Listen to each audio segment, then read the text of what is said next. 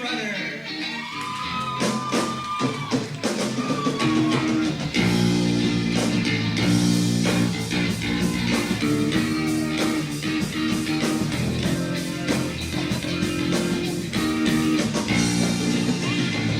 When I was a little boy, my mother told me that there's a better world after your baby. And so when someone hits you, give a lead on the cheek too. And don't have sex till you're married. And so I took to the road to find the wise man. He was sitting at the top of a mountain because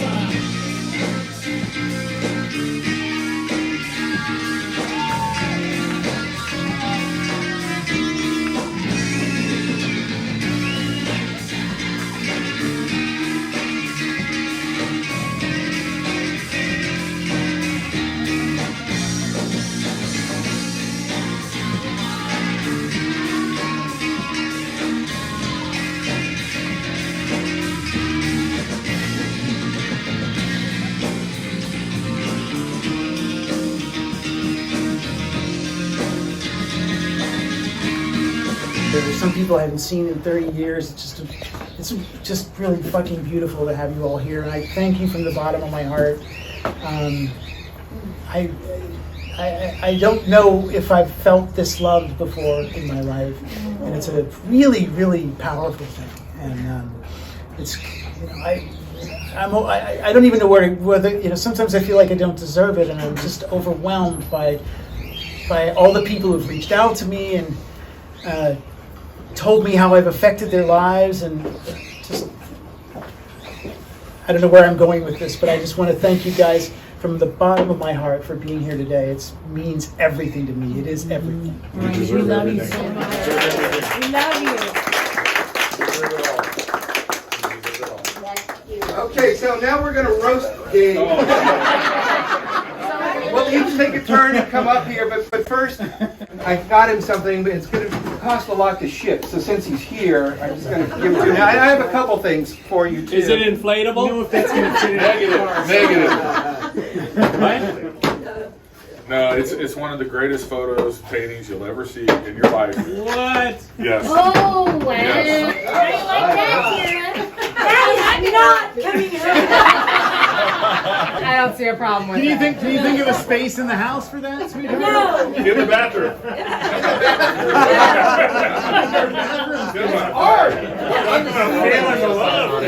No? No. John Wayne family. Yeah! All meat, all day. Not only fantastic There's a lot of recipes. vegan dishes in there. Yes, there are a ton, I'm sure. And plenty of racist prose. Yes.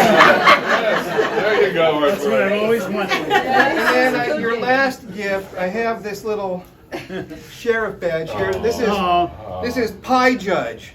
So what I was thinking is, like, if you ladies would like to give him a peek under the hood, Yeah! he'll pick a winner. Now, guys can do it too, but he won't pick a winner. He'll pick a wiener. Hey! Dave, I'm counting on you to win. Who wants to pin it on him? I'm not quite sure how it works. This thing. Are you There done you with go. your How many college educations does it take to put a pin on? I don't know. That's a good question. I don't know what to say. There were so many things I thought about, different things that I was waking up like every morning, like at 5, thinking of all the things I wanted to say. And I think just a bunch of stupid shit. Like, do you remember, Dave, when we went to, Randy and I went to go visit you at your place down in LA, and you were hell-bent on buying the new Asia album. Oh, Jesus. And we were trying to convince you what a bad fucking idea. And you had that it's the same thing like you and onion rings. You want to like them, but you order them and then you don't eat them. That's what you wanted that record to be good, but no matter what, you didn't do it. I was right there with you. You were there too. This is terrible. So he puts it on, and we don't get too many, maybe like past heat of the moment. And finally, he admits that it sucks, and I may be distorting exactly what happened, but I seem to recall out in the street and frisbeeing. Well, I really think Matt was with us too, because I remember, my memory is of Matt reading off the song titles from the album on the way back to my house. I imagine. Heat of the Moment and Soul Survivor. I'm like, what? Are you kidding? Those are the song titles? This gonna fucking suck. And by that time, unfortunately, Eddie and I already had tickets to see them. At Santa Monica Civic or something? Yeah. Juggler opened for them, right? Yeah. Oh my God. We had to sit through the concert, which was dreadful. Then I remember other fun things, like when we were working at Glenn's Carpet Care together. Oh shit! Oh my God. Oh shit! So we would have to. This is a really dumb story, but we would like start at different points in the phone book, and I may have messed this up and distorted it too, but I recall that Dave was at the name Kuntz, or Kuntz is what it turned out to be. Because he calls the lady and tries to be polite, and this is Kuntz, he's like, Kuntz! The name is Kuntz! So at the same time, where I'm at in the phone book, I'm calling the name Biggerstaff. We should have hooked him up. Well, we did. That's the thing.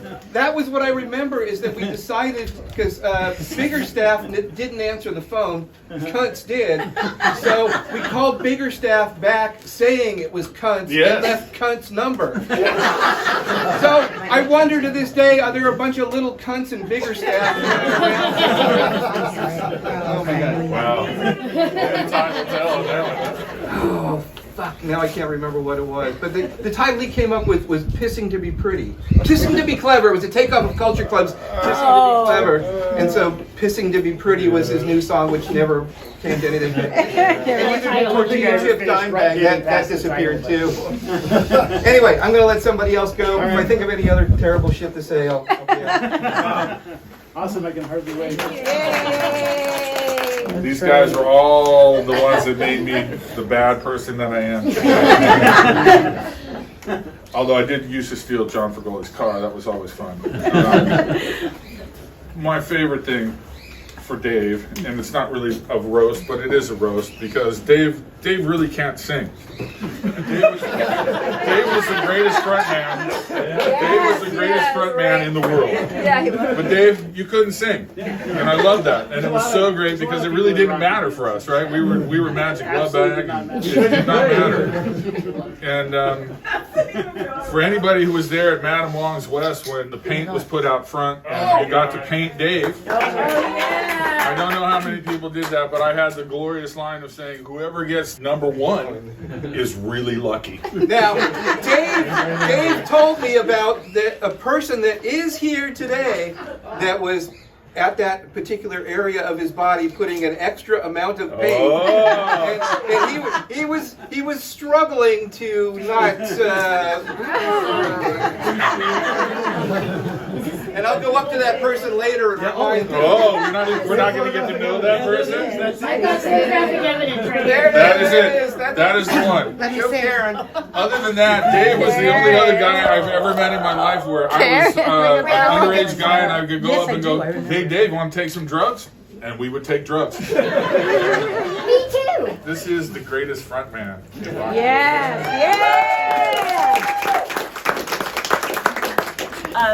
David, I don't remember a time not knowing you.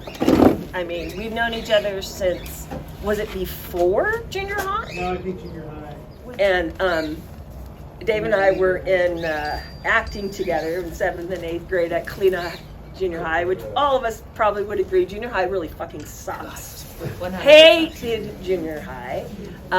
But we had this wonderful small group of friends that made it manageable. And we were in plays, really bad plays, with a teacher that probably shouldn't have been teaching, because I think he was later, wasn't he convicted of... He was arrested for pedophilia. Yeah, so that was probably... No, Mr. Rosenberg? Rosenfeld.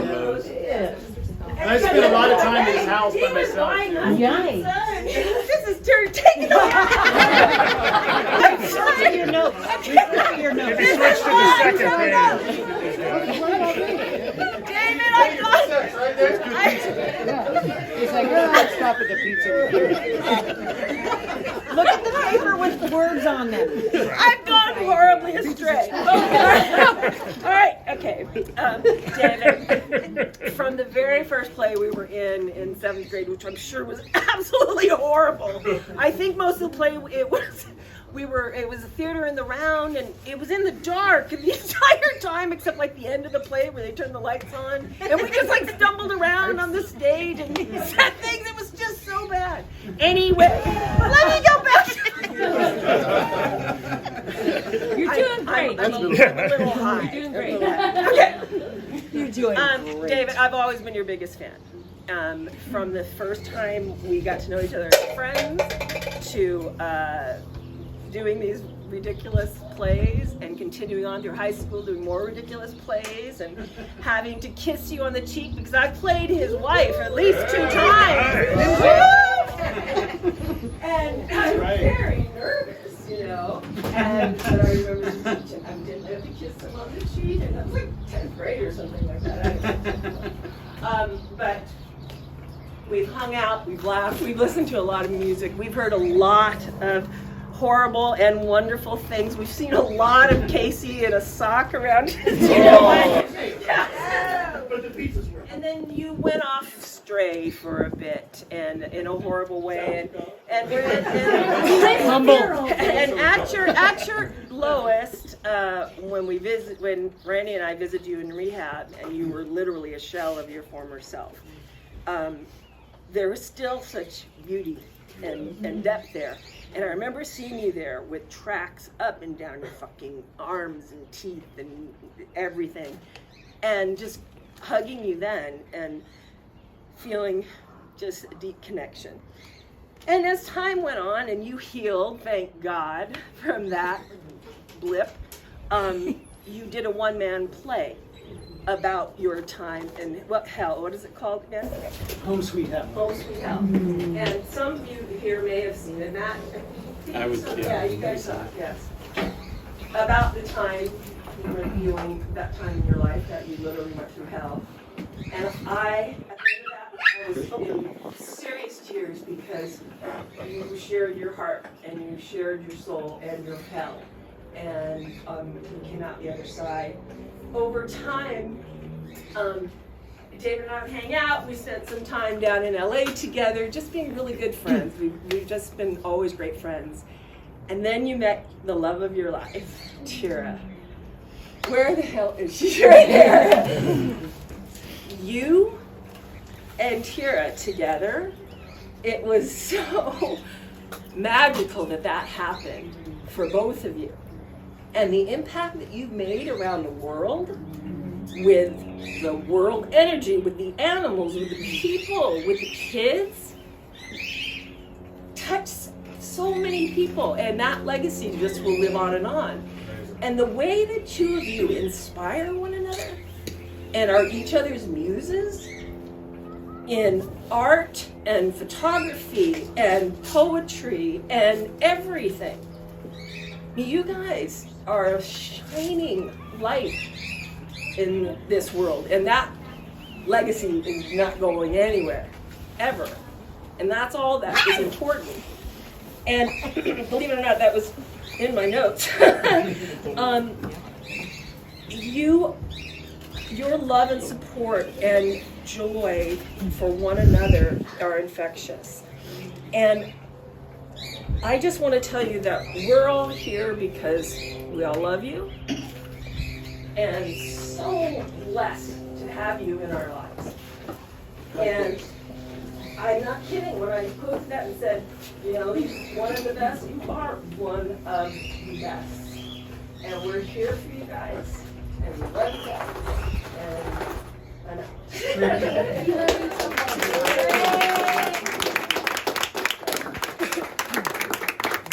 It should be marked here that David seduced me with a riotous story about an afterbirth in a bowl. Oh, that old one. Casey's kitchen in what I believe is now Matt Long's house. That was the first time I ever saw you, and I was like, dude, this guy's hot, but what's he talking about? And then it was the cupcake frosting. It was the cupcake frosting. No. We actually met when we were both plays, different plays at Caneo Players. 11 and 12. And I was 12 and she was 11. And I just thought, who was that cute girl? I was a bitter dancing toy, okay? I had to wear these tights and the tights were fucking scratchy. And I was bitter. And he says he thought I was cute, but I was just bitter. I wasn't cute at all. But you were a little boy that he ran out and he had all these things. I was like, Mom, did you see the little blonde boy that ran out? And then we have a Yenta, Jocelyn the Yenta, who said, you know, Dave's single and bald. So what happened was I came back to visit, and Dave and I were both in recovery, and we did our amends thing, and then we hung out with a bunch of friends, and then the next day I went to lunch with Karen. I was like, Dave Rutter is hot, and he's in recovery, he looks great. He's, you know, like, you should, and we were working on a project, and I said, you should call Dave, and you were working on something, and I gave you the number, and then It was Facebook. We reached out on Facebook. And then I told him a story about an injury that I had. And he sat there when I was talking about this gruesome injury when I almost had my leg amputated in Thailand. And he had a cupcake with devil horns on it. And he was licking the cupcake like this. And I was like watching him lick this cupcake. And I'm like talking about my leg being amputated. I'm like, dude, this is my guy. That's not the only thing he's looked like. Story. Yep. Oh, and we thank Jocelyn because Jocelyn was there. I'm glad to. And I want to just say thank you, Deidre, for everything. You really, thank you. No. Thank you. No, it's, I've said this to a number of you, but Lena and Sue brought it to my forefront, and I was just like, oh my God. Let's just do it. And I know it's hard. It's weird, you know. It is just weird. like, It's it really is not weird. the No, and it was weird weird. even for me setting up. I was like, I know, because you don't want to be pushy, you don't want to be whatever. But you're very welcome. And thank you, everybody. Thank you, everybody. And you know what? Thanks, Facebook. Because I don't know if I would have kept up with everybody, or at least, seen from afar. And this is what the good that social media can do. Facebook sucks really bad in a lot of things. Yeah, but this is, I don't think I would have ever... But for old people getting together, it's a pretty good. Yeah. Gen Zs, we need our Facebook. Does anybody else want to come up and speak? I'd like to talk about how hot I find Dave. We've done that for years, Scott. I knew of Dave's existence before I actually met him because my sister was a year older than I was, and so she was in Finian's Rainbow. Oh, with Dave, man. where Dave, you were a leprechaun or some shit, and you appeared on stage with a teacher dressed fully in blackface. That's true. Because, My God. That is true. I saw that. You can do that back Can't in even the do that play anymore. late 70s or whatever. I saw that. But my sister was raving about this Dave Rutter, what a great actor he is, and I saw that, and I was like, yeah, well, that's pretty amazing. And then when I finally went to Westlake High the next year, I was in the Crucible, as were half the people in this place. Woohoo! And Dave, of course, was the lead, played John Proctor, and I've taught, and I went on to become an English teacher and drama teacher, and I never directed it, but I taught it a bunch of times, and I hear all of, like everyone who's here who was in that, when I would read it to the kids or hear them read it, I wouldn't even hear their voices. I would hear your voices, and none more loudly than this guy here. Daniel Day-Lewis is one of the greatest actors. I think this guy's John Proctor kicked Daniel.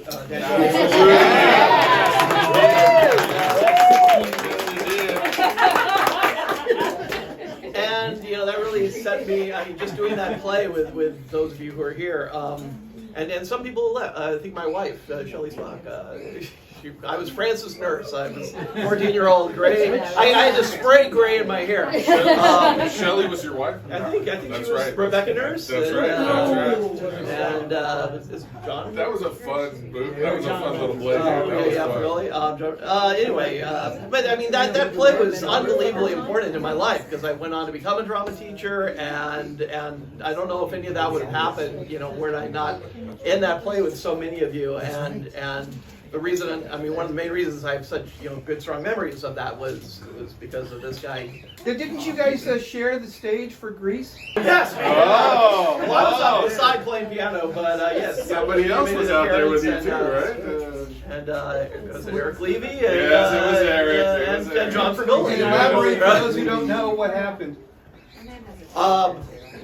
Somebody got a Well, little I was just playing piano off to the Somebody- side there, and somebody someone was opened the banging back on the door. door nearby, and I'm like, "Don't Somebody let got me a in," little whoever that is, and then I know it wasn't. I did not know. No, Shannon, there was rumor you were gonna like come on stage with your pants down, like Shannon would ever do. It wasn't me, I was the mastermind. Oh, you weren't? You're all his puppets. I think it was Brian We'll all Moss be said, naked "Oh, you don't later." I think Brian Moss You gave knew me that was gonna happen anyway. drop his pants and show that. I'm like, no, Brian Moss Shannon wouldn't do that. Yeah, and so then I'm just playing piano, and poor Eric Enzie's on stage trying to, deal with his sexuality and singing some song, and then all of a sudden 3 naked masked men run on stage, and I was the one who got in trouble because they knew I had something to do with it, even though I was totally innocent. And they tried to bust me too because I had pictures. And so the police confiscated the negatives and the whole thing. But because there was plenty of the whole play was on there, not just the streaking, they couldn't prove that I was there for just that purpose, even though I was. I remember it was like mind blowing. All the shit I've been exposed to because of them. I remember one time we drove to see the Fellini Festival. Yeah. And I felt so smart that I could drop that name. Like, oh yeah, it reminds me of a Fellini film. It made me feel really smart. Like, I feel like people think I'm a lot smarter than I am just because of phrases that I know, like stuff like that. But I don't imagine that I would have ever had that exposure to all of these great, like, King Crimson, like just all the stuff that was like an education to me. And that I have people now that I've exposed things to, and they go, she's so cool because you know that Peter Hamill did it. Yeah, she's the one that told me that. that kind of thing. And I'm like, well, I can't really take credit. I mean, it's mind blowing to me how cool you made it. Some people don't think I'm so cool. But then the first time he took me to Casey's house, I was terrified of you guys. I was terrified of you guys. Everybody, it was like, I had like a very conservative, I walk in and there's just like, what the hell? And the house was about to fall. Everyone was taking mushrooms and, and then like the next day I woke up and I was like, I had done mushrooms and I was like, it was crazy. And then going to those parties at John Fergoli's house where things, like I would go to parties at my high school friend's house, but you'd go to the Fergoli's and you guys had like shown up and like painted blacklight things and like just made it a thing, like a performance art piece. I mean, you guys were fucking crazy. I don't know how anybody didn't get arrested. Like, I don't remember. We were white. And middle class. Yeah, Westlake Village. I forget where we were. Wow, I never got white privilege. Yeah, it's crazy that you guys didn't get arrested. I have 15 minutes. Can I get everybody to get a photo, like on the fence or something? Yeah, let's take a quick break from what we're doing Right. so we can get this picture really quick. Okay, everybody can go back against the fence over there. I think that'd be the best thing.